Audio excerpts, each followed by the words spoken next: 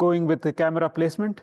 So I'm going to save some time, I've already created a scene with 2 blocks, and the camera is going to be on the yellow block, and the camera is seeing the pink block or the purple block.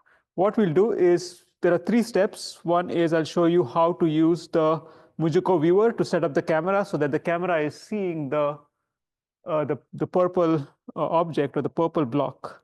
After that, we'll do 2 things. One is we'll add inset view. The inset view is here. So you can actually see in MuJoCo what the camera is seeing, right? That's very important. And then the third step is you can see this thing is actually an OpenCV. OpenCV window. So it is out. So it's a different. It's not embedded inside the MuJoCo viewer. The MuJoCo viewer. It's a separate thing, but you can actually modify what the camera sees in order to do things like image recognition, object detection, color detection, and so on. So that part, how do you process that? I'll show you simple black and white, but I'm expecting that you will read through the internet. Also use AI tools if you want to, no problem, and try to write code which will do things which are meaningful for your project. Okay, so that's the third part. So let's get started.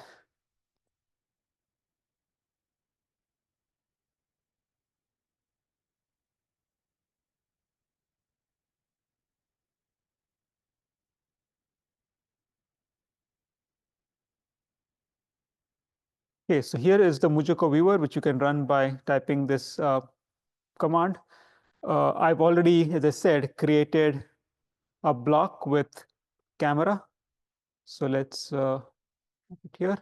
So here we have the 2 blocks, and as shown, I'm going to open this code.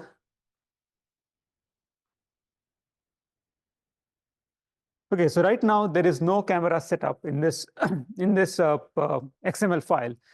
I'm going to set the camera on the box on the left.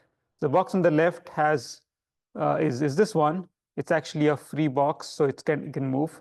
So I'm going to set up this as the tag is camera. I'll give it a name. Let's say robot camera. I need to give it a position. Okay, so the position is always relative to where this body is. So if you look at the scene here, this block is 0.1 along the x-axis. So 0.1, by 0.1, I mean it's from the centroid, right? The centroid, it's always give the half the length of, half the dimensions of the block. So 0.1 is the distance from the center to the front face. 0.2 is the distance from the center to the top face along the y direction. Sorry, along the y would be this way. And then, you know what, let me just make it easier to explain this. I'm going to open the axis. This makes it easier. So rendering, and I can frame, body is fine. So along x-axis 0.1, along y-axis, which you cannot see, it goes that way, is 0.2, and 0.3 along z-axis. So I'm going to put the camera right here, which is about 0.1 from 0, 0, 0. So we'll say x is 0.1, 0, 0, and reload this.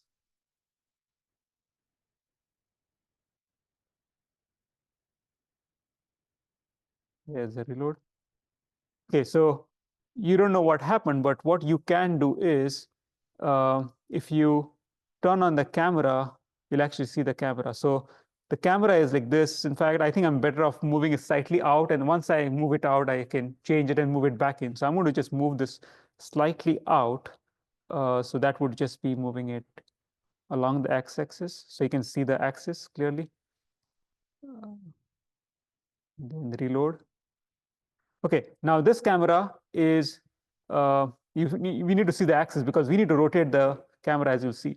So let's go to frame and change it to camera frame. Now it only shows the frame for the camera.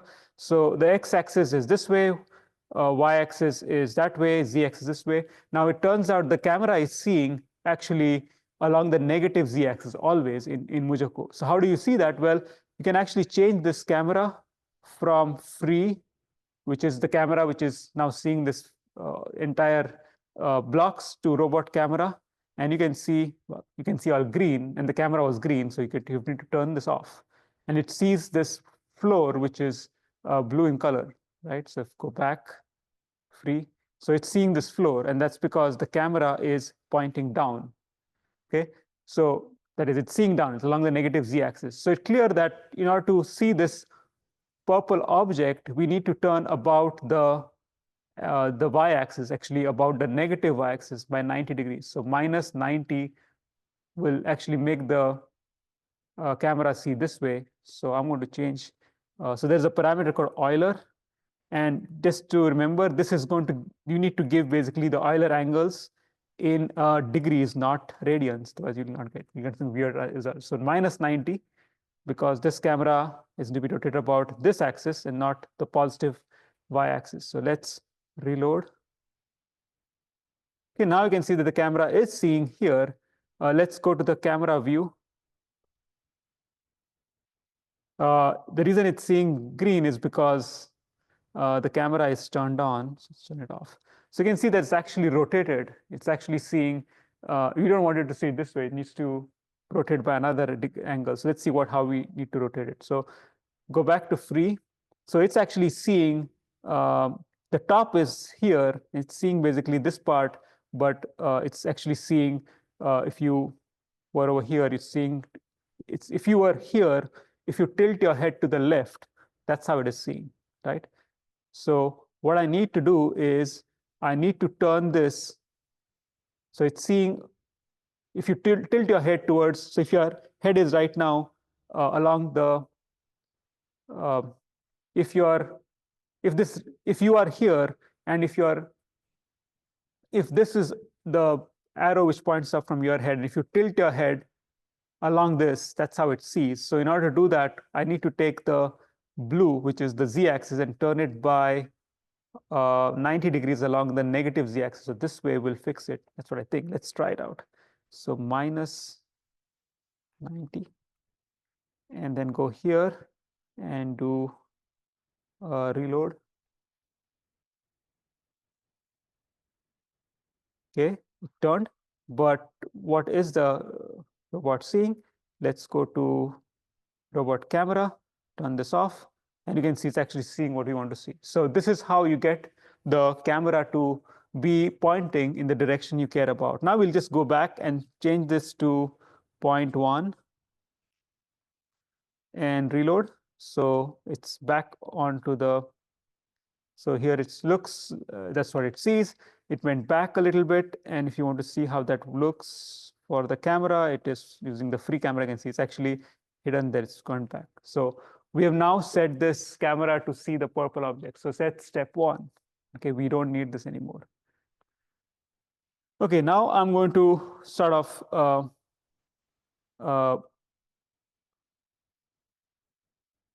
write some code which will let us do the other two things. So first step, we've taken care of this. Second step is to add this inset view. So I'll do that. Here, let's rename this.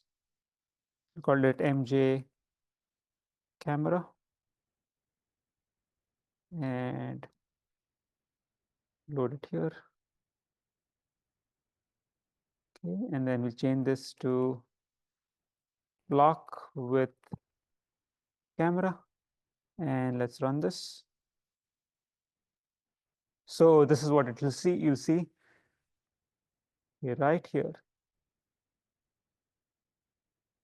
Okay, so what this code does is, given the camera name, which we define in the XML, I set up the size of the inset. So for example, in this case, the X and Y dimensions of this, so width and height. So that's set here. Then we need it to be at a specific location. This is, I think, giving the corner of the of that inset. So I need to specify that. So these are all initialized. Then I used data structure. This is in the language of MuJoCo. You don't have to worry too much about it. Then I get the camera ID from the XML. I set up these parameters. Uh, don't worry too much about them right now. This is just setting up the initial camera, the camera, the view, so that it'll show in the inset. Then we update the scene with all these parameters, and then we render it. So running this code will give you the desired effect, which is the inset. Okay, so the inset is shown on the top right. You could change that by changing the location, by changing this location X and Y. You can play with it. You could make this slightly bigger. So if you want to make it bigger, let's say 75% of the site, and we'll run this. So it's bigger or smaller, depending on what you want. Just make it 0.4.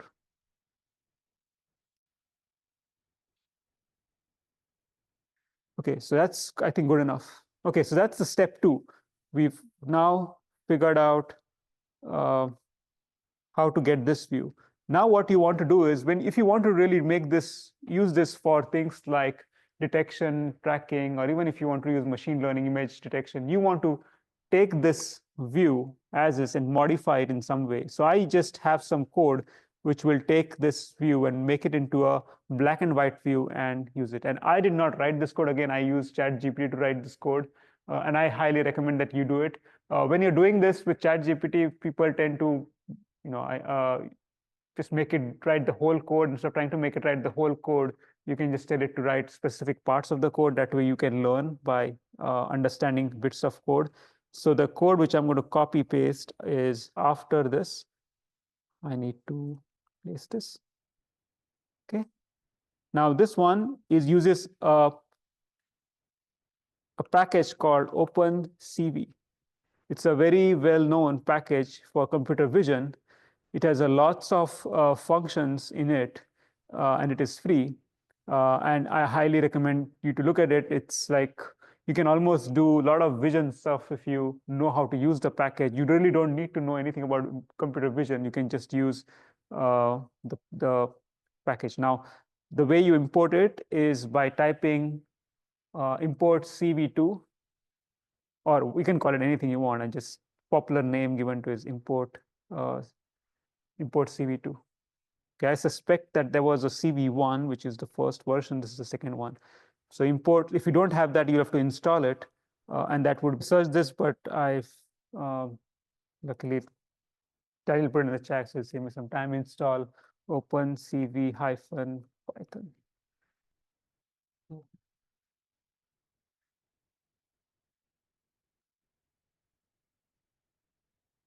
Okay, it's done. Let's see if this runs.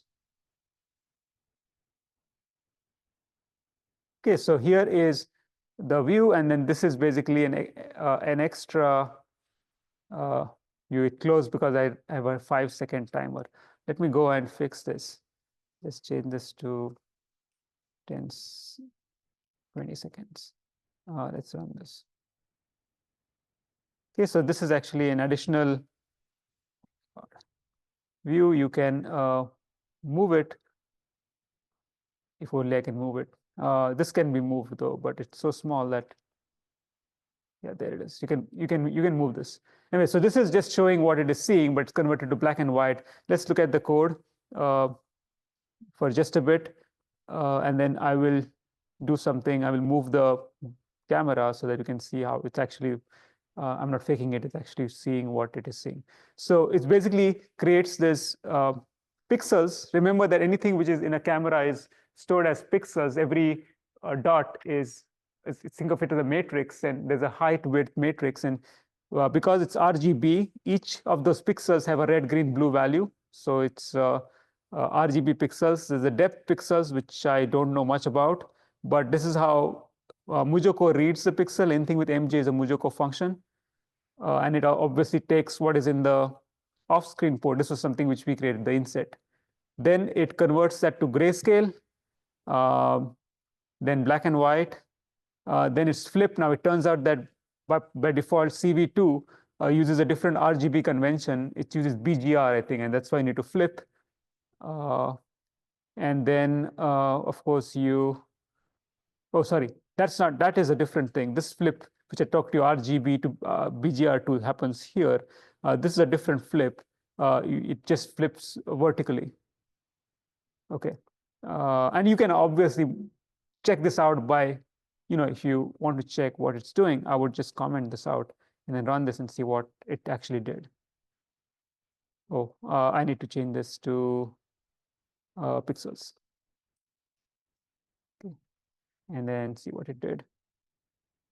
Yeah, it's inverted, so it's flipped. That's why you need to flip it vertically. So very easy to confirm because it's all visual. So this is just flipping over vertical, but this is flipping the RGB to BGR, and that's because OpenCV interprets that as BGR, and you need to put it as BGR. That's blue, green, red. And then finally, IM to show weight key is a very standard way of showing it. So this basically displayed that, and now you could modify it. Now I'm going to move the camera, which I think, so I'm going to move by moving the camera, I'm literally going to move this block and show you that this actually moves, which will then be reflected here. So if you have a moving robot, then that will be useful. So all I'm going to do is I'm going to take, I'm going to use MJ forward. That's easy to do it that way. Let's set one of the quaternions to be 0.5 times np dot sine of t, np dot data dot time. So QZ is changed. Let me modify the Qs. So QZ is changing, so QY and QZ is not going to change. So I'm going to just change the yaw, and that will help me to sort of move the camera back and forth along the yaw axis or the Z axis.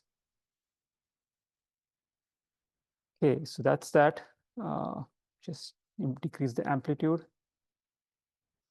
Q0 is the only one which will change. NP dot SQRT 1 minus QZ times QZ. Remember that all the quaternions are normalized, so I need to do this operation. And then I have the quat, which is NP dot array Q0, 0, 0. I'm not changing QX, QY, QZ. And then finally, let me do data dot Q pose. So I'm just setting the quaternion. Lost it. Okay. So this is quat dot copy. So I'm just setting the quaternions in this, and then let me just use MJ forward. Model. Yeah, things should be fine. Let's.